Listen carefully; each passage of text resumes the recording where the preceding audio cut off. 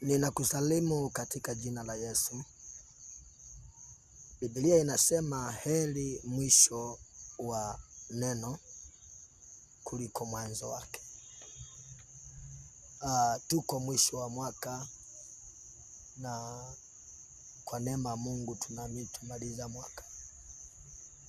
Lakini kama Mungu asemavyo kwamba heri mwisho wa neno. Mara nyingi vita inakuwa kubwa mwishoni. Mara nyingi watu wanakosea mwishoni. Mara nyingi watu wanapoteza fursa, furaha, matokeo, mwelekeo wakiwa wamekaribia mwishoni. Ninaomba huu wakati ambao ni mwisho wa mwaka, jilinde juu ya mambo unayofanya, juu ya mambo unayosema na ni nani unaambatana naye mwisho wa mwaka huu. Amen.